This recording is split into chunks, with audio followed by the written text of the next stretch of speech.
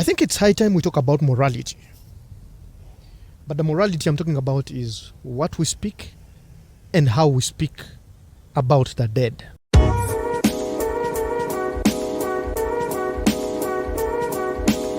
Now, just the other day, there's a gentleman who passed on, I think, in an accident. He was driving, I think, towards Kampala.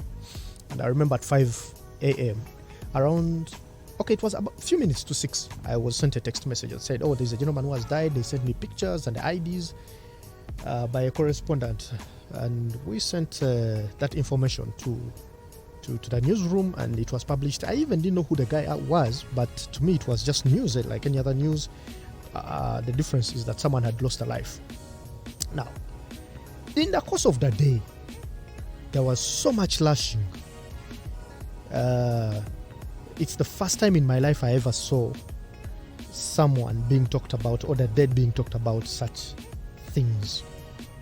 Of course, there are people who were close to him who said, he was a good man, he was a hustler, he's in a struggle and things. Never mind. He was, I think, a noob and then went to NRM and things. Just forget about his political career. Forget about it. I'm not here to discuss politics. I'm here to talk about the morality of when do we talk about the dead and how do we talk about them. Now, some posts started coming up alleging because I don't know, that he's a thief, he's a rapist, he's a con man, he's everything. A few people came out to defend and say, no, look, this guy was a very amazing guy. He was a close friend to my family. He was this, he was supportive. Very two different sides about him. But let me tell you something. Look, guys, of course, there are people who countered all those arguments and saying, look, you can't talk about the dead like this. Have some respect for the dead. This is how you don't want to talk. You don't want people to talk about you this way. Things like that. So in my silence, I was looking at all these people and remembered, look, I didn't go to school for nothing. And at that time, my philosophy lessons came back to me, to my head, and thought, are these people doing the right thing? Are they doing the right thing to talk about him the right way, or are they doing the wrong thing, talking about the evil things he has done? So at what point do they talk about the good things he has done, and at what point do they talk about the wrong things? And people are talking about judgment. No, you can't judge the man. Watch anyone be a guys. If you do not have a sense of judgment, first of all, you're the first person to switch off my podcast and just go and sleep. If you do not have a sense of judgment, just turn it off and go. But if you have a sense of judgment, then let's talk. Okay? Regardless of who you are, people will always judge you. Regardless. If you're a good person, they'll judge you. If you're a bad person, they'll judge you. In fact, when someone sees you and they don't tell you anything, they've still judged you. When you show up in your lousy shoes and nice trousers and funny coat and all those things, someone, even if they don't say, they'll just look at you and in their mind are like, guy has a poor sense of style. In their heads, they have judged you. Yet, by the way, you might have shown up like that probably because thieves broke into your house and stole stuff. Or, you didn't have electricity to iron the right, trousers that will fit your shoes.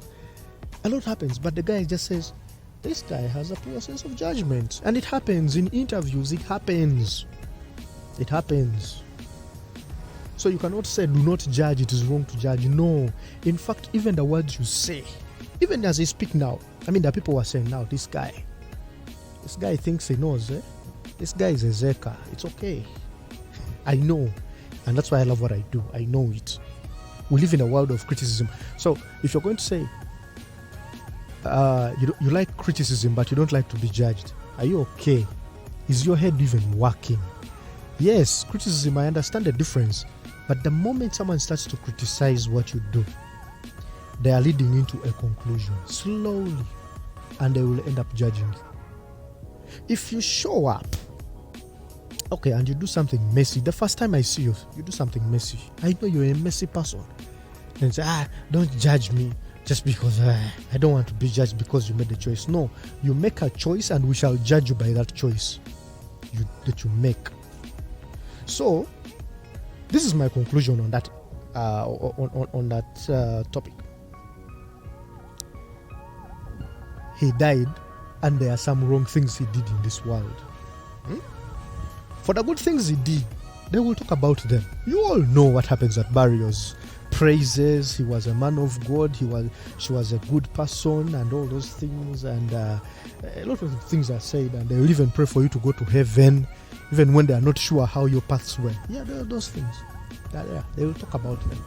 And the bad things will also be talked about. Because I don't expect a victim to come and praise you.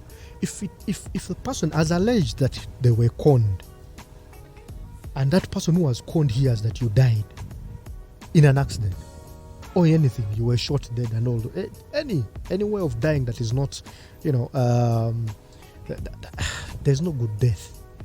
What am I saying? There's no good death. Anyway, as long as you're dead, the person is going to say, thank God. No one here praises Kony for the things he has done. Indeed, when he dies, it will be a party. For some people in the northern, it will be a party. Don't tell them not to praise or to talk those things out and you say respect the dead and talk about the good things. No. Don't be lied to. The people in the north will have a party, probably an overnight.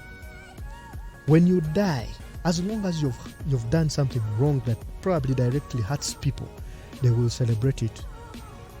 But I don't want to say he did it because I don't know. I just read these things. He did this, he did that, and I know people are going to misunderstand me and come, and start talking. You come and I know you properly. You will understand. I don't care.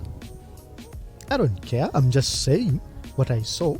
What I read. And there are people who said he was genuinely a good person. One of my close friends who lives in UK was lashed online just because she said that person was a nice person to her. And indeed, some of my friends on Facebook were friends with that guy. They were. But man, let me tell you something. Sometimes you just need to sit down and shut up. When you hear people giving different sides of a story about someone or different opinions about someone, keep quiet because you don't know the truth about that person. If you're my friend, I expect you to treat me a certain way. And if someone comes and tells me you're a thief, whereas I might have doubt that you're not a thief, there's a reason why that person is saying you're a thief. I have no reason to doubt them, by the way. I don't have. Anyway, that said, still talking about the dead. There is a class of hypocrites called the rich. Not only the rich, but people who can afford life. Okay, generally human beings are hypocritic. You see, every time I think about something detailed, I end up, breaking it down and coming further and or probably expanding the net to capture more fish. Look, guys, I remember in 1997, there's an old woman who had throat cancer, and she was brought to Mulago Hospital, and that woman died. But before she died, her relatives tried to rally people to collect money and, pay for medication, not only medication, but also do a surgery. And that surgery was supposed to cost 7 million shillings only.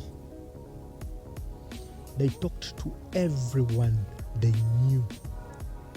In fact, relatives who have money and in government at that time, they were working in government and had personal businesses like petrol stations, were approached to contribute to that 7 million. But they gave what they could at that time. But this is what happened. This woman died before that operation happened. And that operation was delayed because the money was not enough. They only collected 3 million. If I remember, I was young. But they only collected 3 million. So what happens at her burial? They put a condolence book there. People brought money even beyond what was needed for surgery. 200,000, 300,000. The relatives who were there, if you remember the relatives I'm talking about, the ones who worked in government and had petrol stations and all that kind of business. One of them offered 11 cows, apparently for people to eat at the burial. Another brought 2 million.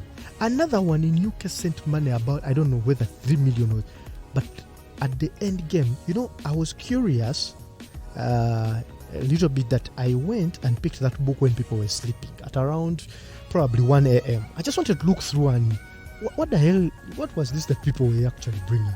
I had 11 cows to eat, I had this and that. My simple mathematics told me we collected 12 million as condolences. Guys, honestly, someone needed 7 million for an operation,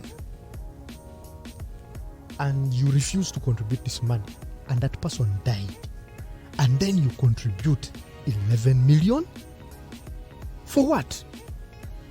To eat on the burial? Apparently these 11 cows, please go cut these cows, let people eat on the burial. 11 cows could have been sold and gotten the money for an operation. People were contributing 5k, 10k when she was alive, and now they bring 200k to bury. What kind of hypocrisy is this? Like, honestly, why?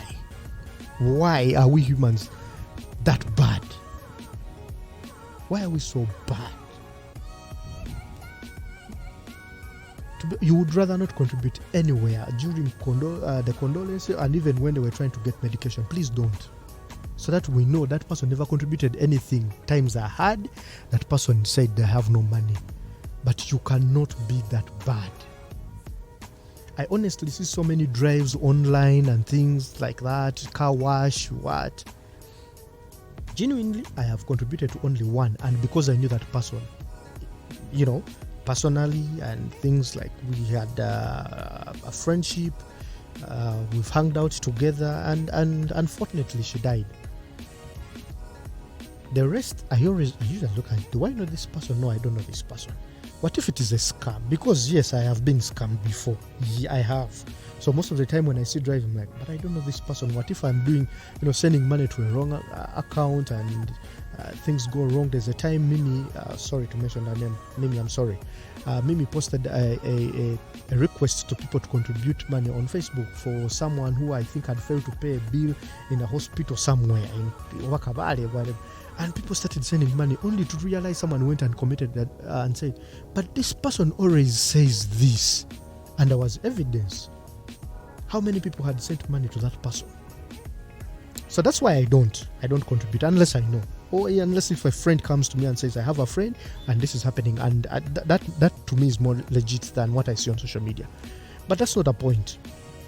My question is, why do people contribute money that is needed during your burial and fail to contribute it when you are alive, when you needed it the most? Man, oh God, I think pisses me off. Pisses me off.